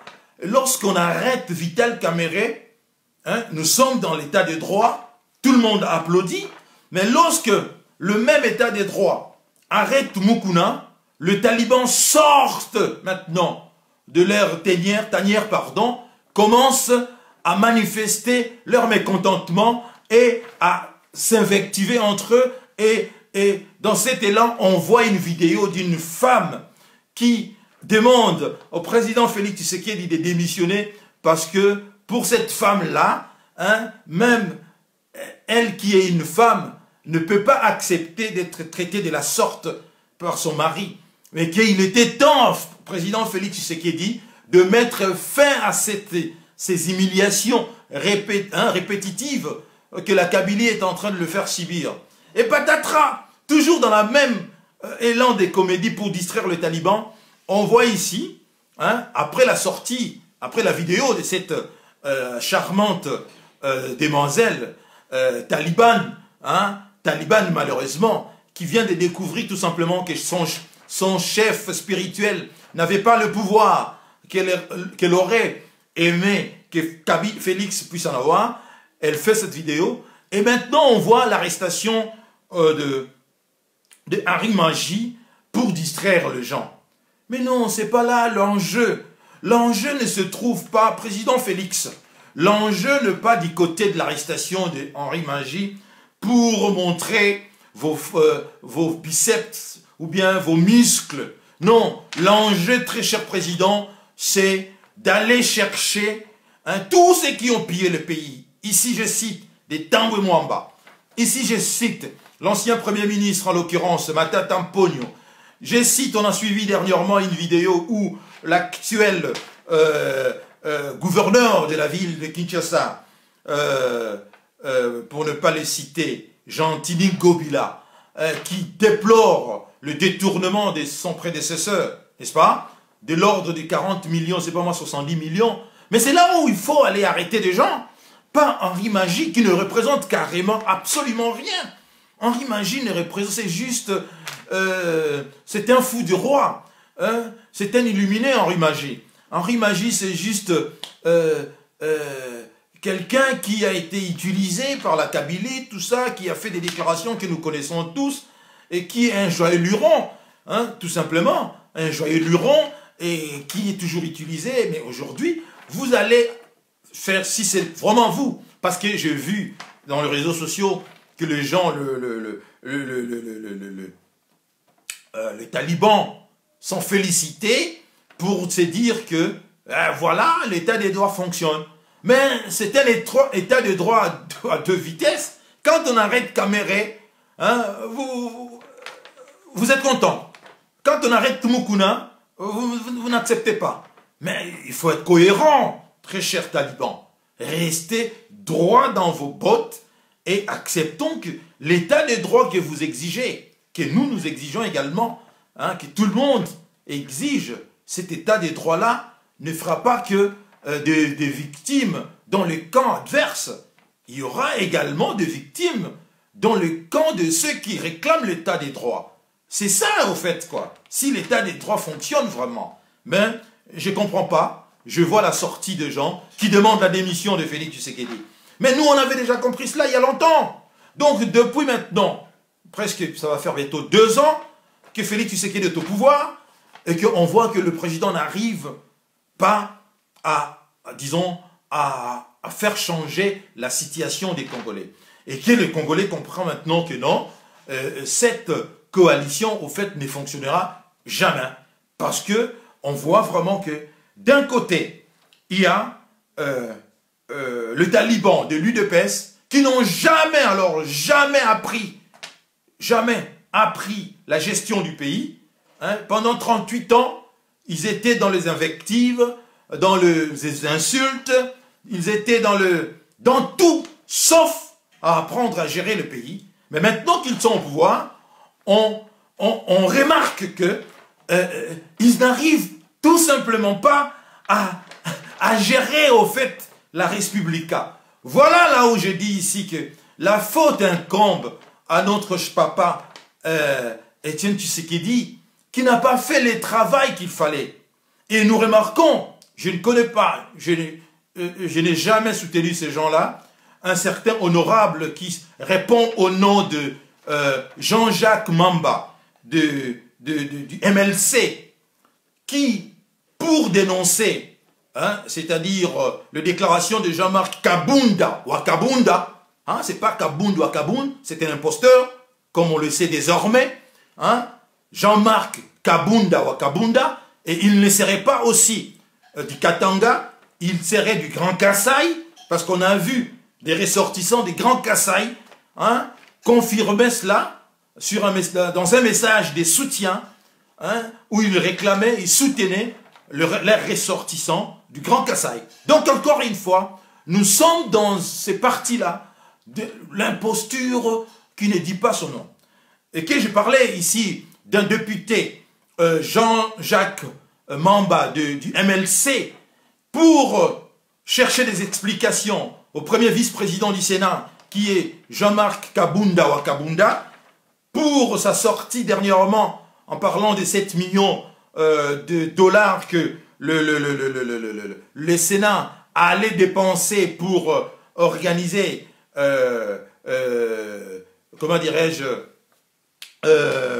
la session du Sénat, que d'aucuns ont considéré comme étant moyen, le subterfuge pour évincer le président Félix du pouvoir.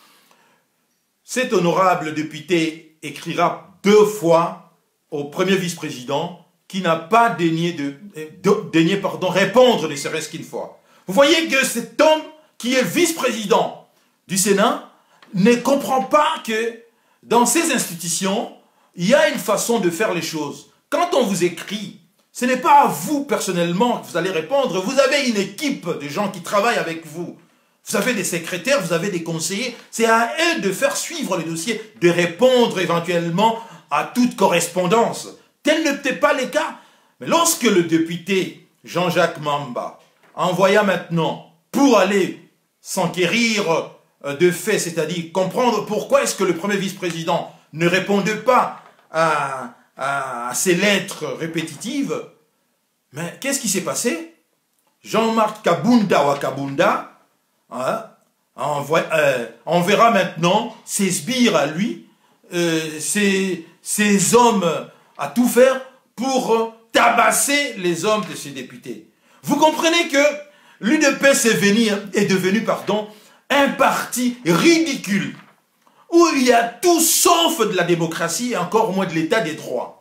Lorsqu'un premier vice-président des surcroît, membre de l'UDPS, qui était d'ailleurs, il est toujours, hein, qui occupe toujours ici le poste du secrétariat général de l'UDPS en remplacement de Félix Tshisekedi, hein, se comporte de la sorte, alors qu'il occupe, hein, un fauteuil au niveau du Sénat, du premier vice-président du Sénat, qui envoie ses sbires, ses hommes à lui, pour tabasser, hein, les émissaires qui sont venus, au fait, tout simplement, lui demander des questions par rapport aux lettres qui restaient, comment dirais-je, sans réponse. Vous comprenez que l'UDPS est devenu vraiment un parti ridicule.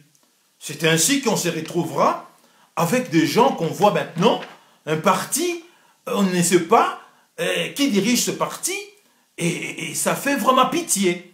Ça fait pitié.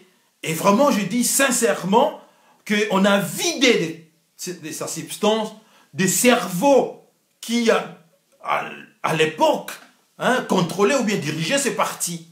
Hein, malheureusement, on voit dans une émission où cet honorable Jean-Jacques Mamba se plaint des méthodes de Jean-Marc Kabound, qui se comporte ici comme un chef d'une milice, pour ne pas dire un chef de la mafia.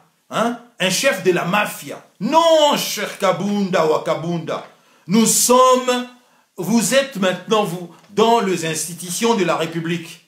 Et qu'il y a, dans ces institutions, il y a des façons où on fait les choses. C'est-à-dire que si on vous écrit une lettre, vous devez répondre également à la personne qui vous a écrit.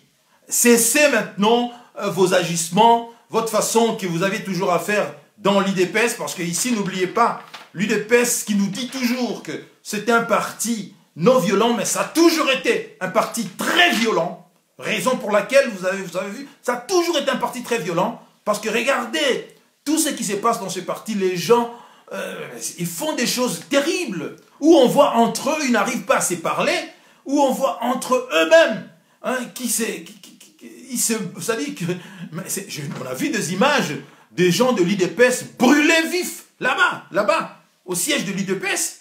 Mais c'est incroyable. Mais lorsque maintenant, cela est maintenant cautionné, ou bien revendiqué par celui qui est le vice-président, bien vice-ministre, ou bien, je ne sais pas moi, du Sénat, premier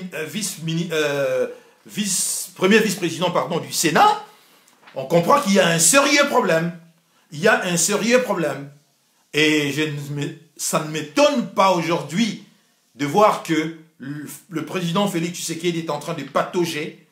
Il n'arrive tout simplement pas, presque 2 ans. N'oubliez pas, après 2 ans au pouvoir, si vous n'arrivez pas à faire quelque chose de votre septennat, il faut le savoir que c'est terminé. C'est terminé parce que il ne faut pas compter de 3 ans, non. Il faut savoir également qu'il y a les élections qui vont venir. Et que les hommes politiques, en ce moment-là, hein, ils mettent maintenant, en ce moment-là, leur force aux élections futures. C'est-à-dire chercher maintenant le financement, chercher l'argent pour battre les campagnes à venir. Donc ici, vous comprenez que nous nous acheminons, très chers compatriotes, tout simplement, à un échec de la présidence de Félix Tshisekedi. Pourquoi cet échec?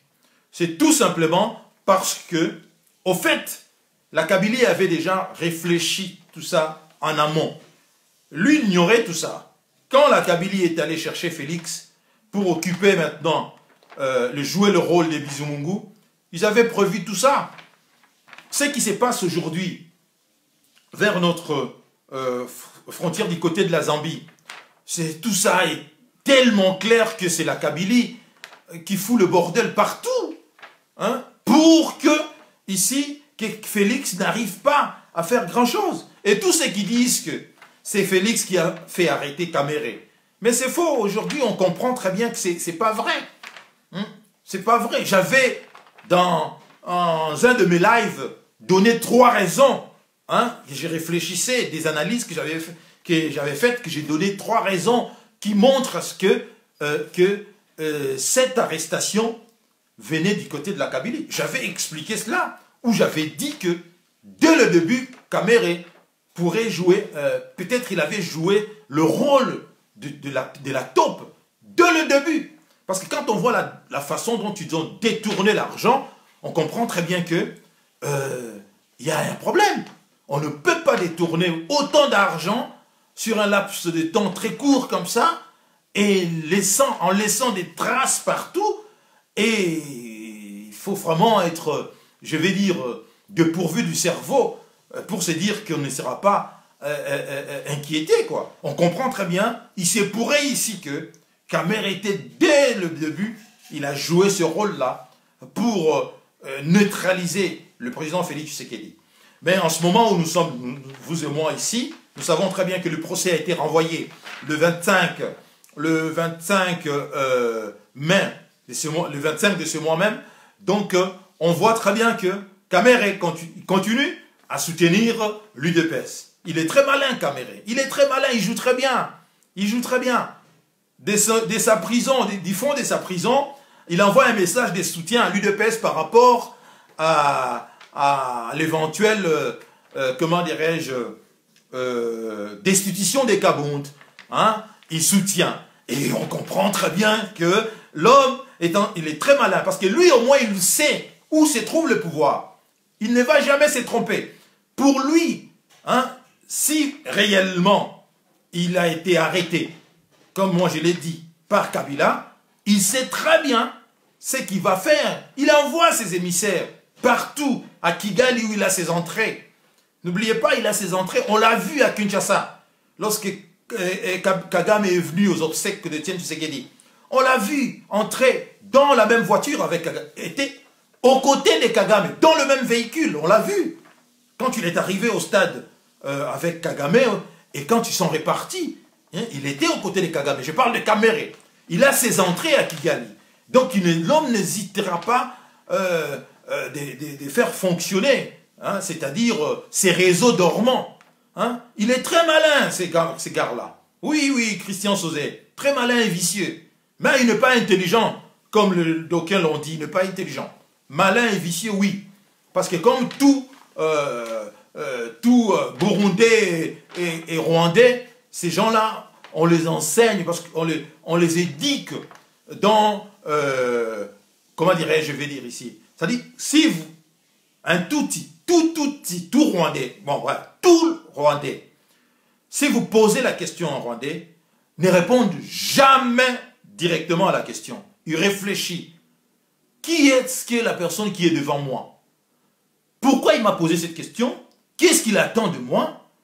Et lui, quand il te donne la réponse, il ne te donne pas la réponse que toi tu entends, lui, pardon, la vraie réponse, mais il te donne la réponse en fonction de toutes ces questions qu'il s'est posées lui pour évaluer la personne qui est devant lui.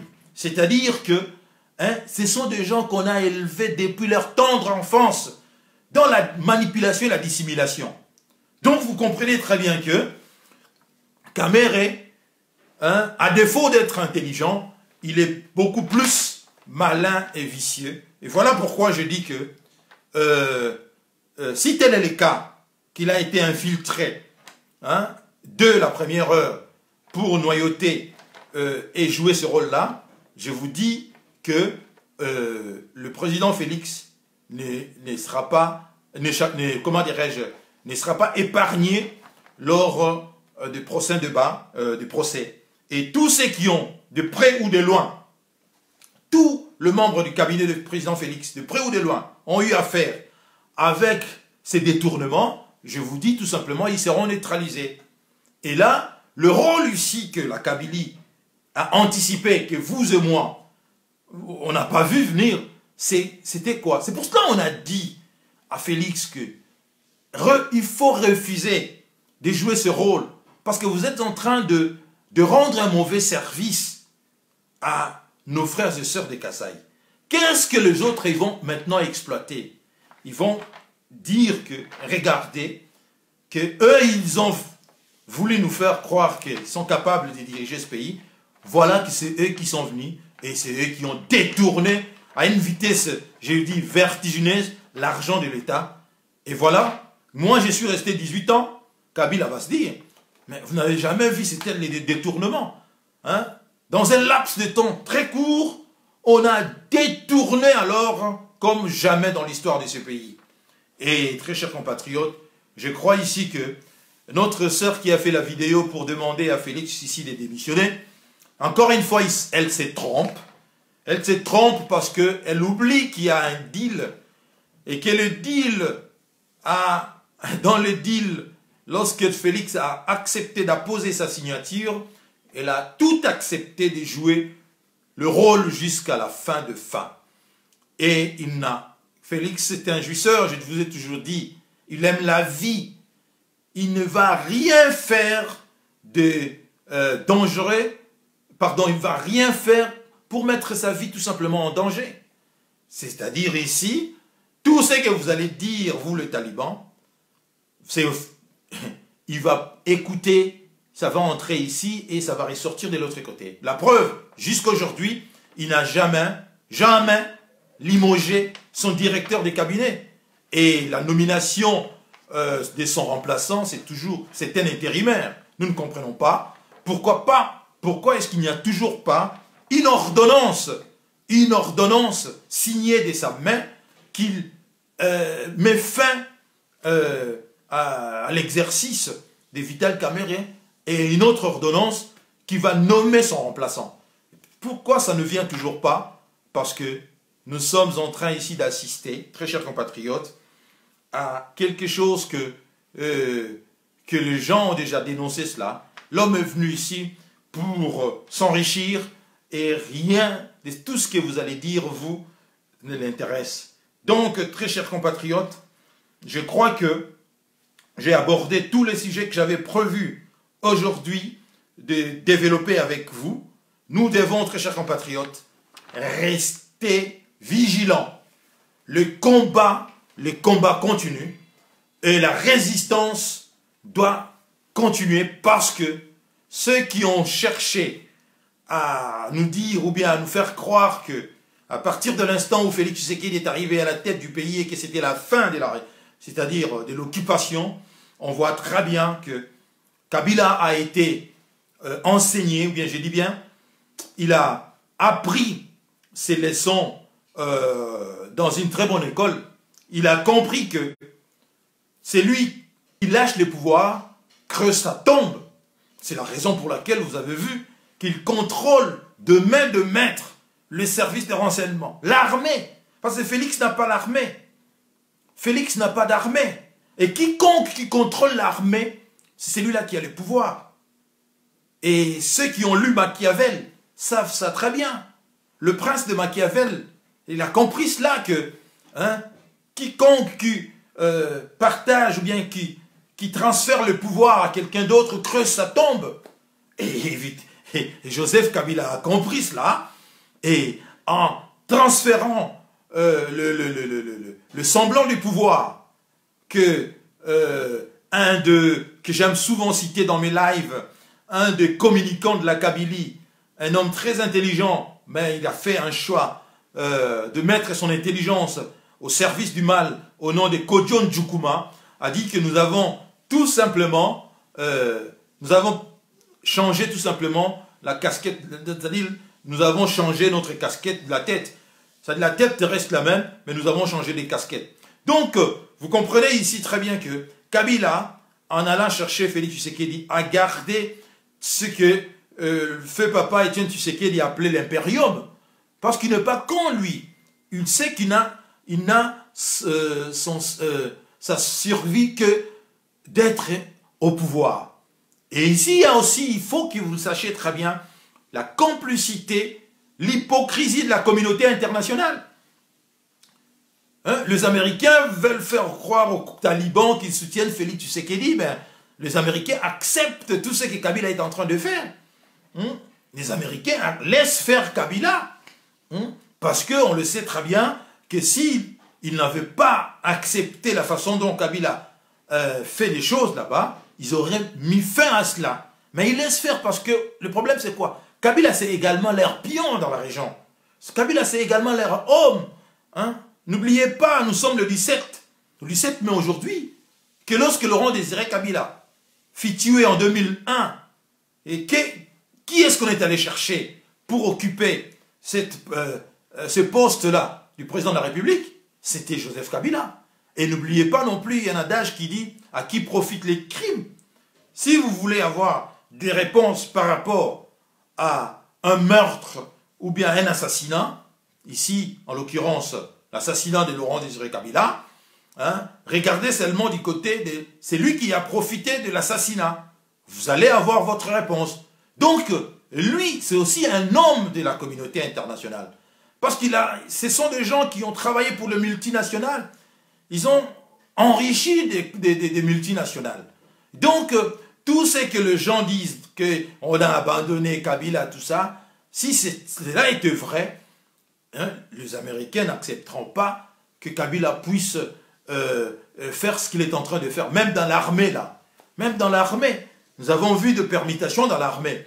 Nous avons vu des changements dans l'armée. D'aucuns ont pensé que non, c'est Félix maintenant qui contrôle l'armée. Mon œil, d'ailleurs Félix Tshisekedi lui-même vous a dit que bien avant d'arriver à la tête du pays, il ignorait hein, qu'on avait une armée bien constituée. C'est lui-même qui a dit ça, qu'il a trouvé que l'armée était là, qu'il fallait protéger cette armée.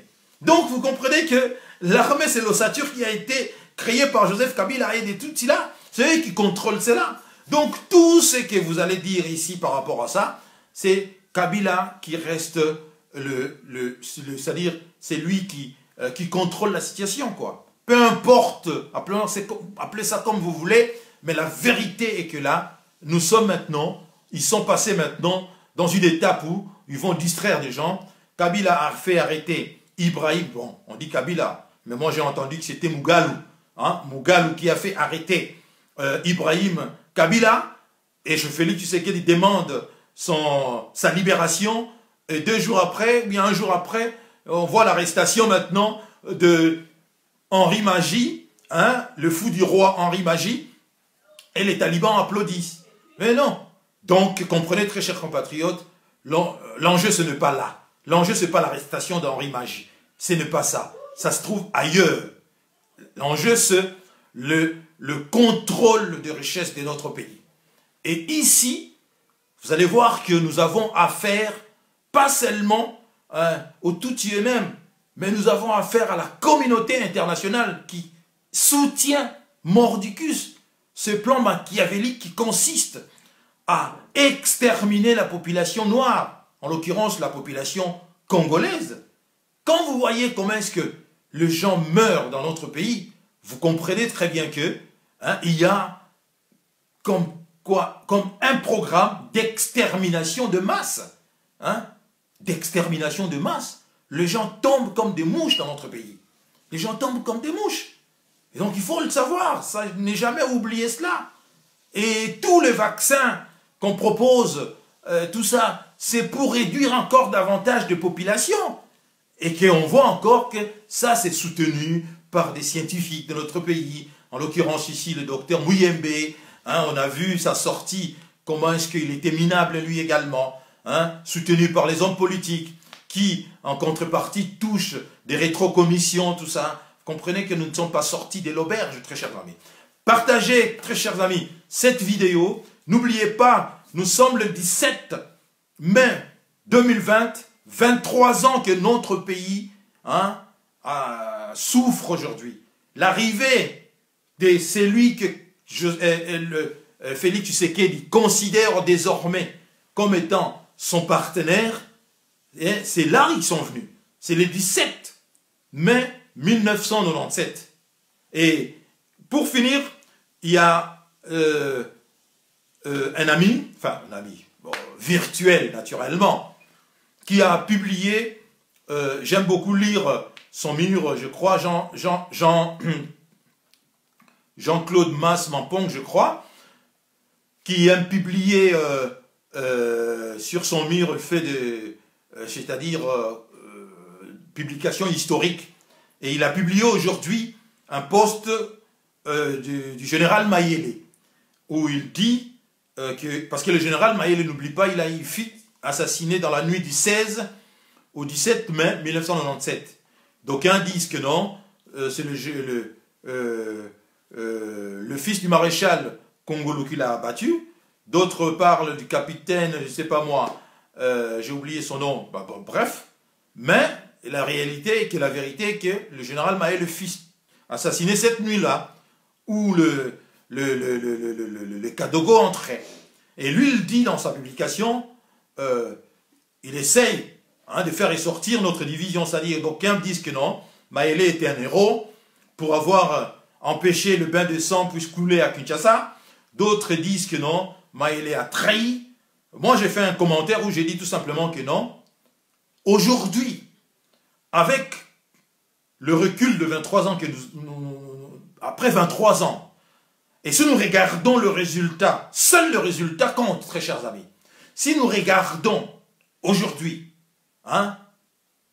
le résultat, c'est-à-dire, on voit très bien que le fait que Maélé avait transmis les informations à l'armée, à l'AFDL, c'est-à-dire les envahisseurs qui venaient pour nous occuper, et que lui, à l'époque, était déjà infiltré par l'ambassadeur américain sur place, Dan Simpson, n'oubliez pas, Maélé était déjà récupéré par l'ambassadeur américain, et que lui, il était le chef d'état-major de l'armée. Ça fait des ordres lorsque le chef d'état-major de l'armée, qui est censé combattre les envahisseurs, transmet les informations capitales aux forces ennemies. Et que si Maélé, après tout ce qui s'est passé, après tous les assassinats des Congolais qui ont collaboré dans un premier temps avec les occupants, Maélé ne serait pas encore en vie aujourd'hui. Il serait également assassiné par les Tutsis qui ont assassiné tant d'autres des officiers de phase des forces armées zaïroises. Et que sur cette base, tout simplement, quand on voit le résultat, et que je considère que Maélé a trahi. Parce que le résultat, c'est que les Congolais ne se retrouvent pas. Les Congolais ne se retrouvent pas. 23 ans, on voit très bien que notre pays est toujours occupé et qu'il y a des millions de morts par ces gestes de Maélé. Je suis ici en train de dire que je différencie, je sais très bien que Maélé, s'il n'avait pas transmis ces informations, je ne dis pas que les Tutsis ne seraient pas entrés, non, c'est pas ça. Je dis que lui, il avait accepté, en tant que chef d'état-major de l'armée, de transmettre les informations, c'est-à-dire le position qu'occupait l'armée zaïroise et toutes les forces qui sont venues nous aider l'armée zaïroise, c'est-à-dire les forces de l'UNITA, de Jonas Malé Rosavimpi, qui se sont retrouvées à Kenge, attaquées par le Congolais eux-mêmes. Vous comprenez? Donc, Maélé a trahi. C'est sur le plan historique, je dois dire que Maélé a tout simplement trahi aujourd'hui, compte tenu des résultats, compte tenu de la situation de notre pays, compte tenu du désordre qui est au sommet de l'État, et compte tenu tout simplement de l'avancement du pays, je dis que Maélé a trahi, historiquement parlant. Donc, je ne suis pas en train ici de choquer une partie de nos compatriotes qui reconnaissent en lui que c'était un héros, par le fait que, en transmettant ces informations, c'était une façon pour lui de neutraliser ou bien d'empêcher le bain de sang puisse couler à Kinshasa. Mais j'ai dit oui, je comprends ces discours, mais j'ai dit également que le résultat qui compte, c'est le résultat. C'est pour cela ici je dis que je salue tous les jours le combat mené ici par mon aîné Honoré Ngwanda, parce que c'est le résultat. Tout ce qu'il a dénoncé à travers ces bouquins-là, Crimes organisés en Afrique centrale, tout ce qu'il a dénoncé à travers ces bouquins-là, Ainsi sonne l'éclat, tout ce que Charles Onana a dénoncé ici, se réalise là. On le vit encore aujourd'hui. Merci beaucoup de m'avoir suivi. Très chers compatriotes, restons éveillés, continuons toujours les combats.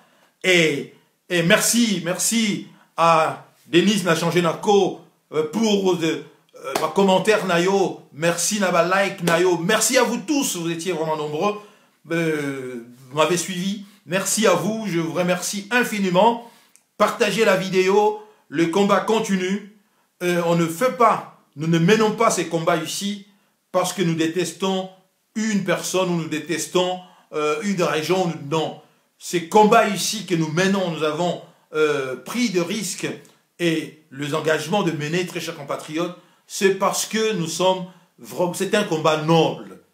Parce que tout ce que ce pays régorge comme richesse et tout le mort qu'il y a dans ce pays-là, je pense que c'est vraiment de l'injustice pure et simple. Le Congo ne mérite pas ça. Les Congolais non plus ne méritent ça. Je pense que, très chers compatriotes, notre souhait est de tout faire pour bouter hors d'état de nuire Kabila et Félix Tshisekedi. Parce que c'est lui maintenant qui a donné de béquilles à Kabila pour rester là où il est toujours. C'est lui maintenant. Ici, je vais finir par là, de demander au président Félix de se rappeler d'une chose, de se rappeler de Denis Sassou Nguesso. Lorsque Denis Sassou Nguesso il a perdu le pouvoir après la conférence nationale souveraine au profit de Pascal Lissouba.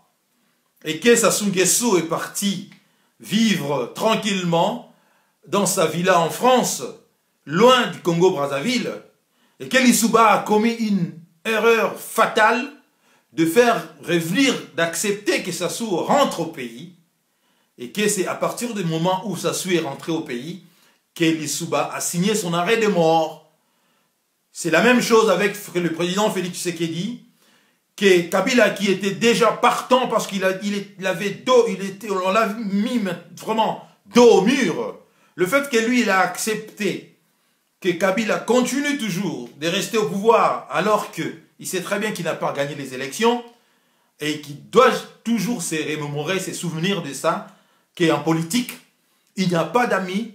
En politique, comme disait Machiavel, hein, ça ne débadine pas. Lissouba, hein, là où il est aujourd'hui, dans sa tombe, il sait quelque chose, et que Sassou était déjà parti, c'était Lissouba, en acceptant que Sassou rentre au pays, avait à cet instant-là signé son arrêt de mort, et qu'ici également, Kabila était déjà parti, en acceptant que Kabila reste encore là, Félix Tshisekedi a déjà signé son arrêt de mort, si pas physique, mais politiquement parlant. Merci beaucoup de m'avoir suivi. Partagez la vidéo. Merci Eddie Mambungu, beau-frère. Merci beaucoup. Rapidement, je vais dédicacer quelques amis. Merci Joseph Papikouba.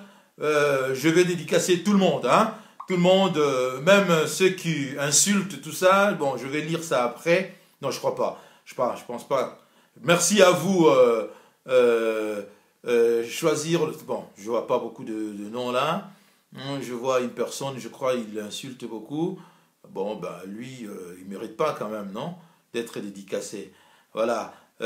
Titina Babo, merci à vous. Nachangé Nako Denise, merci. Camille Kouloula, merci. Et merci Peter Rochu Dikaob, merci. En tout cas, je vous remercie infiniment. Rendez-vous dans une semaine, le dimanche dans une semaine, pour de prochaines aventures.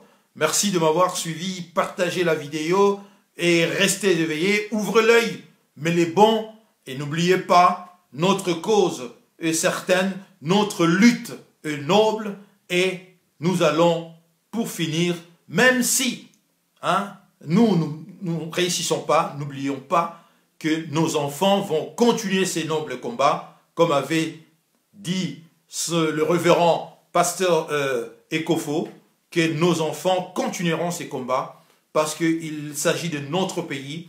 Jamais nous n'accepterions d'être vassalisés de la sorte par des Tutsis, des génocidaires, Tutsis, des hégémonistes, Tutsis qui veulent nous coloniser encore pour rester maître sur le territoire congolais. Merci Elvi Tumbaza, merci beaucoup et partagez la vidéo. À bientôt et je vous en remercie infiniment. Merci à vous.